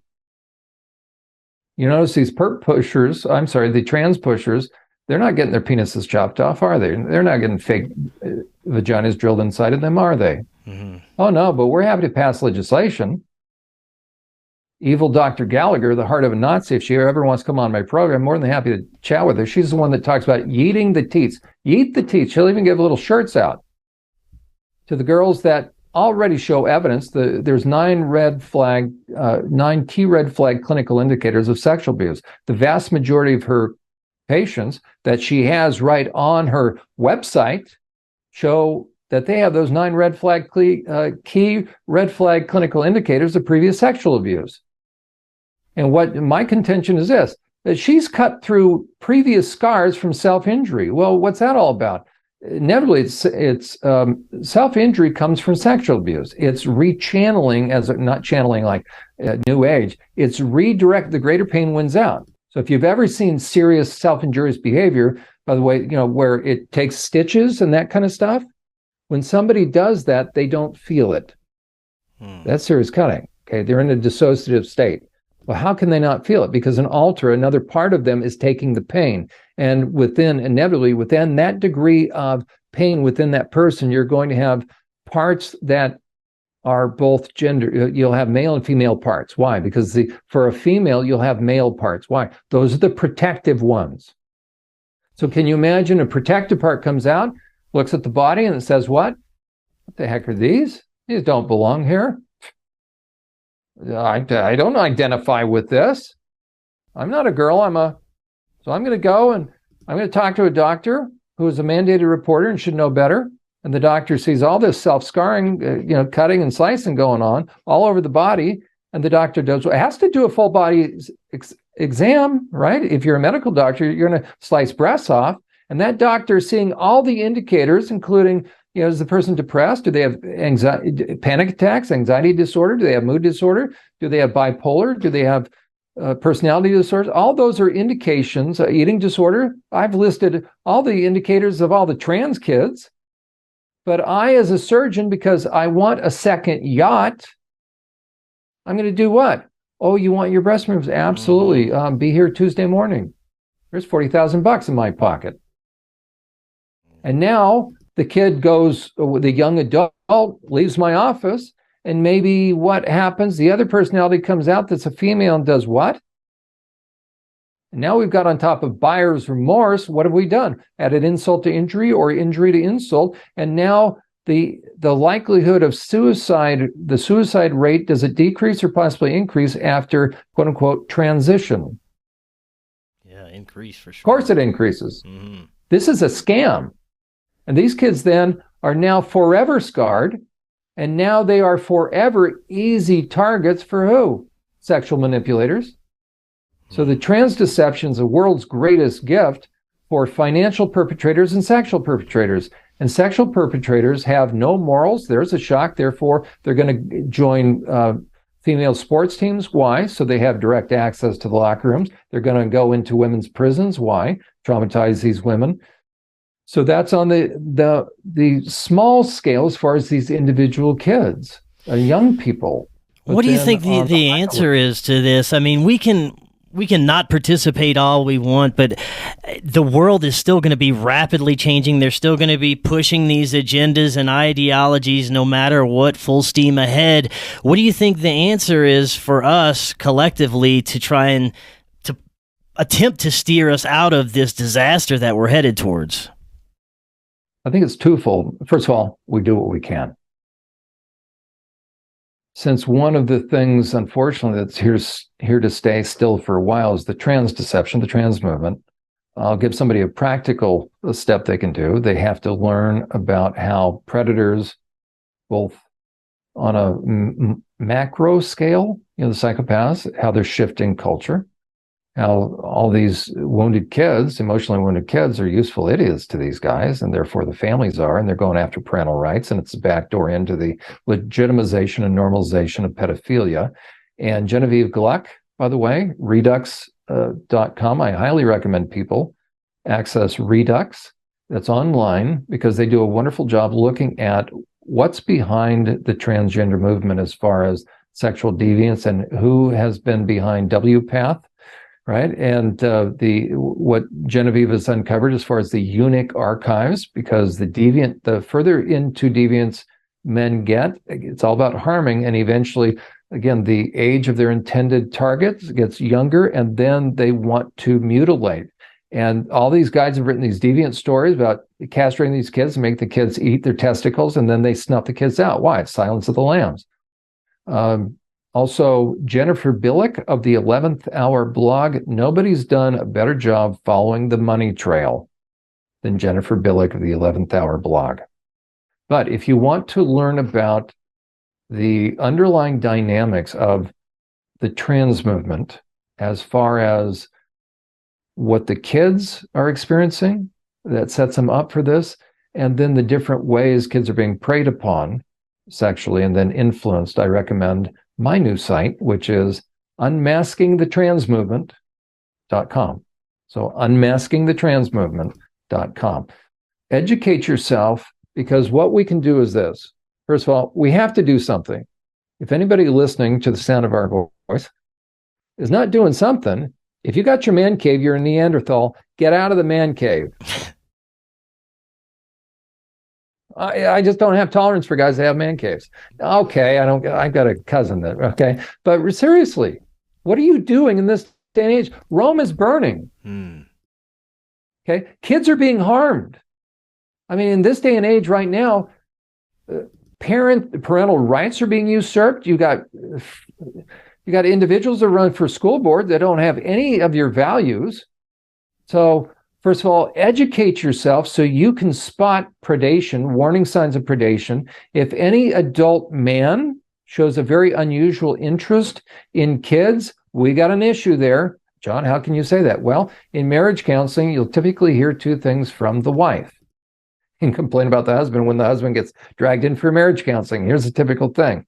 Okay, there's 4 issues that'll bring a couple into marriage counseling. It's money, sex, in-laws, and kids. About 80% is about money. So money, sex, in-laws, and kids. So a husband gets drugged into marriage counseling, they're sitting down. Who made the call? The wife did. Or if he calls, you know he's in trouble. He came home to a note saying, I'm done with you. So then it's damage control time. But how many years has she been trying to tell him? Okay, so she'll sit down. I've got the couple. She'll start, and she'll inevitably say 2 things. He won't talk to me, but all he wants is sex. But he won't talk to me, but on the first date, what? He was a wonderful listener, so where did all that go? Okay, he won't talk to me, and he won't spend time with the kids. Could you tell him he just needs to go out and play ball 10 minutes? Tell him to quit breaking his promises. Just spend a little time with the kids. Okay, so the average guy has to be reminded to spend time with kids. Yeah. But we've got guys that evidence they've been saturating themselves in progressive pornography because no guy thinks it's a reasonable thing to put on women's underwear unless he saturated himself in tons of pornography. So if you wear women's underwear, I know one thing about you. At night, what are you doing? Thank you very much. Do we really need to have this discussion? I asked those guys. Okay, so we know a guy's into pornography. So is he a safe guy? Decreasingly, he's becoming unsafe. Further you get into pornography, your mind's changing. You're starting to become psychopathic. Okay, so if a guy's into pornography, he's changing. If he's wearing women's underwear, he's into really deviant stuff by that time. One thing to wear women's underwear, it's another thing to start dressing in drag. Okay, now you're really deviant. Think about regular drag shows that happen 12 o'clock at night. What kind of men are in there when the guys are dancing with them? What goes on in there? We all know. We got golden showers. What is that? Men peeing on each other, eating their crap, all sorts of stuff that you can't get lower. The only time I've seen that kind of stuff is in solitary confinement when they're throwing stuff at each other. Okay, so the most deviant of stuff happens in those places. So we have men that are accessing porn by virtue of wearing women's underwear. Now they're dressing in drag. So we know we've got a guy who's heavily saturated in porn. Okay. The question is this: what age does he want to be around? You'll never hear, and nobody will ever be able to point to anything I've ever said about what adults do with each other. I may have my own personal opinion, but that for this purpose, I never share what my personal opinion is. People can probably figure it out, but I've never stated it. I don't care what adults do with each other, but don't be around kids. So you've got guys that are clearly accessing porn by virtue of how they dress. Nobody twerks without watching porn. So you're going to take a clearly deviant guy who really wants access to kids because they just want to read. Oh, you want to read? Yeah, to what? To little people that need to have contact with people. Then why don't you take your little curly hair and your little fluffy rear end and go to an old folks home and read to a shut-in, or those people that never get visitors? Why don't we have drag queen story hour at the convalescent hospital? Because it's not about the reading. It's about the accessing kids. These are predators. And drag queens, a number of drag queens, I'm trying to remember some of the names right now, Kitty Demure. And then there's a conservative drag queen. They've come out. I've got a couple featured in my videos where they say this: do not have drag queens around kids. It's an adult thing. It's not art. Don't lie through your teeth to us. You really think we're that stupid? Unfortunately, a lot of parents are naive. And then there's one other activity that I didn't know about until working with the pedophiles in prison. Okay, parents need to understand this. Furries. Okay, I'd never heard of furries. And a pedophile kind of snickered, like, Uhler, you really need to get out more. I said, what is furries? He said, like mascot costumes like Disneyland or at sporting events, all dressed up like mascots. Yeah. He says, well, we all get together. And so what do you do? He says, well, well, okay. So you guys are all kind of, playing dress up. Okay. He said, Uhler, you wouldn't believe how parents will just hand their kids to you if you dress up, whether makeup or cover 100% of your identity. So I'm a parent. I'm going to take my kid and let them get hands-on access with adults that are 100 that have 100% of their identity covered. Furries is the greatest grooming opportunity. It's really dangerous. So what I tell parents is this: don't let your kids get involved in furries. The furries all get agitated with this. Why? Because they want kids. Why? Why aren't you satisfied with a bunch of adults? I've seen pictures with thousands of furries at these fur cons, these furry conventions. Isn't that enough? Why are you so interested in recruiting kids? I'll tell you exactly why. They want kids. No, furries should be 18 and over. Now, simple. So, all this behavior that we're discussing, we focused a lot on males tonight. Can we apply this to females just as much? Is there just as much a percentage of females engaging in this, or not so much? Not so much. Women are different by nature. My focus has been on men, male offenders, but I'm very familiar with the female psyche, and I've been working with wounded women and teen girls. First of all, you look at just in general women offenders, meaning crimes. You look at the amount of male prisons versus female prisons, and that'll show you that females tend to not commit crimes as much. In the state of Pennsylvania, I think there's 25. There used to be 27 prisons. So I think there's 25 right now. So 25 prisons. They have about 55,000 inmates.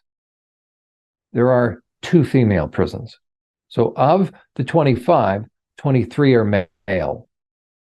Okay, that's just prison. Okay, so what does that tell you right now already about who tends to go to prison more? Who tends to, of the population, male or female, who tends to commit more crimes? The men. 23 prisons to 2. Okay. Of those populations within prison, who has a greater degree of a percentage of severely mentally ill inmates? I was on psych staff. I know the answer. There's double the percentage in the female prisons. So 2 prisons to 23, twice as many severe. They have it on the mental health roster is based upon A, B, C, and D. D is the most severe. A means you've never had any mental health, so you're not on the roster. D means you have a severe mental illness. The D roster is twice the size for the females, has twice the amount of female inmates on it than males. Twice. Depression, anxiety. you have in terms of the overall population, probably, I want to say about 3%, I think, maybe it's 10%, but a small percentage of the male population of inmates are sex offenders. Within that population, maybe about 10% are sexually violent predators. If you've harmed a child, you may or may not be designated as a sexually violent predator. That's a designation given by a judge. Very few female inmates are in for sex offenses. So remember, in Pennsylvania, 2 prisons versus 23. Very few of the women in those 2 prisons are in for sex offenses. Within that population, you tend to have this.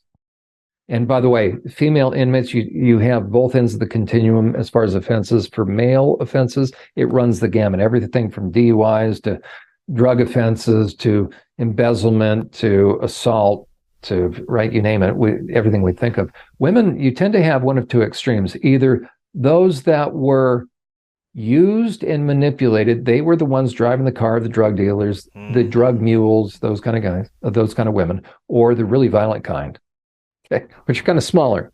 So in women prisons, it's strange. You only have kind of those 2 populations. As far as, if you look at the offenses on paper, they're going to be the offenses that resulted from being manipulated. Okay, drugs. Why? Because she was carrying the drugs. Yeah. Armed robbery. She was driving the car. Right. Okay. Now, within sex offenses for women, they tend to fall into these categories. The women were facilitating the guy's perping, or they brought the kid. It's all sick. But think of like a woman that is almost brought into a cult. And this comes down to the elite stuff. Okay, so if there is generational stuff, I'm willing to believe every now and then that you will have a woman that will help facilitate gaining access to kids generationally through the cults. Yeah. For the guys that are perping on, no. Okay, because that's much more active and you're looking at the face of a child. You're doing that to the child. So with that, somewhere along the line, that my contention is this: that guy wasn't perped on. That's going to be strange. Ready? But track with me. If a guy's perping on a kid, I don't believe he was perped on. Now, that's different than child and child, but where are you going to find those adults? Those are either going to be the guys that stood out because there's a track record, there's a paper trail all through high school, elementary school, middle school, and high school. Those are going to be problematic kids because if you perp on a kid, they're going to act in or act out. They stand out in one way or the other. Matter of fact, if you want to study the effects of abuse, sexual abuse on adults that end up in prison for men, you don't study them on the sex offender unit. You study them in the drug and alcohol unit because they're numbing their pain. And those are the guys that want to beat the hell out of the pedophiles. Yeah. Okay. Right. It's really important because I'm tracking with you. Think about the global stuff, everything we're talking about as far as the elite. It would be easier for me to believe, and once upon a time I believed it, that, you know what, it's all scripted and they're just continuing down. It's the bloodline. I do believe in kind of the bloodline thing.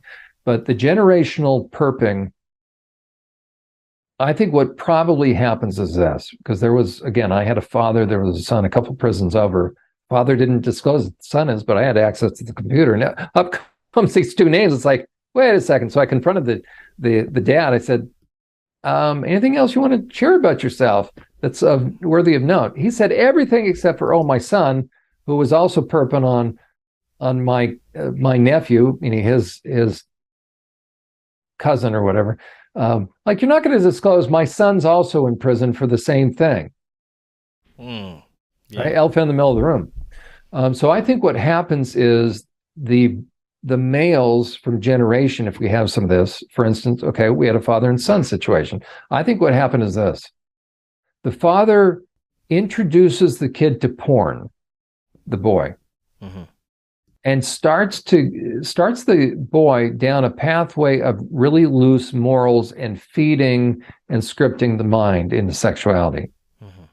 And causes the kid to become deviant. And most kids, most boys still want to get in good with dad.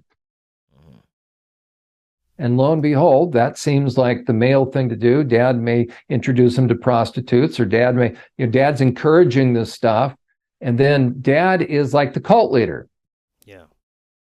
And before you know it, dad now has created a little perpetrator.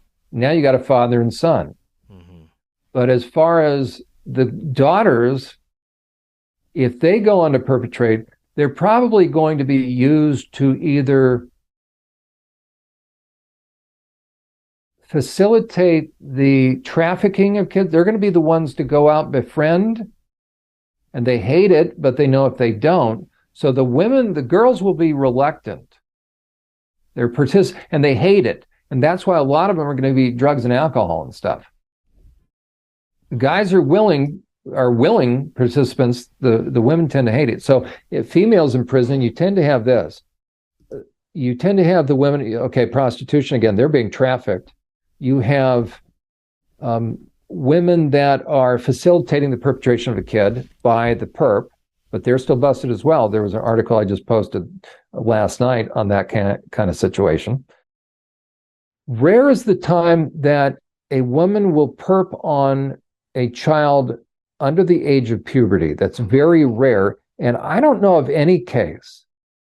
Shows you how rare. I worked in the prison system. I just don't know of a single case, so it's really rare then, where a woman rapes a child with an object. I just have never heard of a case. I've heard of women that facilitate trafficking, so they lure the kids. Mm-hmm. Now the question is, do they do it reluctantly because their minds have been scripted by a cult-like method, or for fear of, or do they become the Ghislaine Maxwell's? I don't believe she was ever abused. She was in it for the cash and power. You look at some of these female pimps that run these massage parlors where the women are trafficked. They're brought over from Thailand, or they're brought over from foreign countries. Their passports are taken. A lot of the pimps are females, but inevitably there's also going to be a male business partner. It's unbelievable. Women pimping other women. Wow. And I think this is the majority of them. And I don't justify it, but it's really important to know the difference. Oftentimes, and it'd be interesting to do kind of a Google search, so to speak, see how many stories come up. My contention is this: the majority of the women that are perping on kids, it's going to tend to be cross-sex, meaning women are going to perp on boys. It's usually going to be high school and or junior high and no lower. But it's usually high school. Some in middle school. My contention is this: those women, it doesn't minimize it, but those women they have real issues as far as being developmentally stuck. You hear about the cheerleader, right? Who, perping on a 17-year-old, 16-year-old, and she's just whacked out. Okay. But is she, I'm going to get myself in trouble. Let's remove legal age of consent out of the way. It's not uncommon to hear that some of these women, let's say a 30-year-old or a 25-year-old woman teacher, perps on the 16-year-old high school student. We've heard of cases where they stay in touch. Okay, the woman has to go to prison, but they end up getting out, and what do? Yeah, they want to get with the kid and have his child or something. They marry the guy. Yeah. Okay, they marry okay. You don't hear of any men doing that. Oh, they right? They're not going to marry. These men don't marry. So you've got either developmentally stuck women, you've got some evil people, the Ghislaine Maxwells, but I don't know if Ghislaine Maxwell ever raped any of those girls. Mm-hmm. She was just trafficking them for the cash and probably hobnobbing with the lifestyles of the rich and famous. But I think she was a part of very evil stuff. Mm-hmm. But she was like Mother Gothel in the movie Tangled. We have done some major overtime today, Jon. I want to thank you for sticking around so much. This is great information, very important. Before you go, let the audience know once again all the websites you have to find this source information and anything else that you'd like to get out there. Chris, I appreciate it. Yeah, I'll run by a couple of sites here. The first site is SurvivorSupport.net. Again, no space, no underscore. SurvivorSupport.net. That is for survivors or those that want to better help or learn how to better help support them. So SurvivorSupport.net. My training site is churchprotect.org because the most sophisticated of predators will target churches or faith-based communities. Okay, so SurvivorSupport.net, churchprotect.org, a new site, unmaskingthetransmovement.com. That's focusing on unmasking the deception. And then my blog is SurvivorSupport.us. What I would say about ritualistic abuse and then the elites, and I'm sorry, we didn't even get a chance to get into all that, the ritualistic abuse, it's very real. If you've been on the receiving end of that, find a trauma-informed therapist that understands now IFS, internal family systems. It's a very long process. It is worth it. I know you feel like people are going to view you as crazy, but you're not. And you just become really disconnected from parts of yourself. There's parts that are very wounded that finally need to see the light of day, that need to tell their story, need to disclose. There are other parts. IFS calls them firefighters, but there's another layer that's dedicated to keeping everything status quo for fear of, because they've been threatened that if certain parts talk, then the perps are going to hurt the little ones. Dissociation is a part of me that gets stuck in time. So the trauma happens, it gets encapsulated, and it's like the Japanese soldiers that got stuck in the last order was you stay in that cave with that radio, don't let anybody in. And he doesn't know the war is over. He doesn't know 10 years have gone by, the Land Rover pulls up, here's the air brakes, doors open, and the guy comes running out with bayonet, he's ready to fight, turns out to be tourists, and the question is, who's crazy? Yeah. So dissociation, those have been traumatized. Parts of them are stuck in time. That's why it feels like the war is still there. And the good news for a survivor is this: you are not cursed, even though it feels like you're not cursed. People do not have the ability to curse you. It's the power of suggestion. They manipulated you, the old-fashioned term brainwashing. It is possible. It is very possible to get out, meaning you can get out of this. The journey is long. You're going to have stuff come up, but that's where the healing lies. And eventually you'll start to more and more get to know yourself, get to know the different parts. You're going to have them work together. And eventually, I say it's like a football team. You've been sitting on the sidelines. You need to come into the huddle finally. It's like a boardroom. Everybody needs to be on the same page. You're in the middle. You're supposed to be in the executive seat with the chairman, but everybody needs to be on the same page so that you can be all working together toward goals and hopes and dreams, and also know that, you know what, you're not what they told you, and you were not responsible for what happened to you or what they did, because if you had been given a choice, you would never have been there. 100%. Jon, thank you so much. We're going to have to do a part 2 and get deeper into some of those ritualistic aspects that you were talking about. So thank you so much. We'll do that soon. And until next time, everyone, have an excellent evening. We will be talking again tomorrow, and I'll have all Jon's links in the description. We'll see y'all then.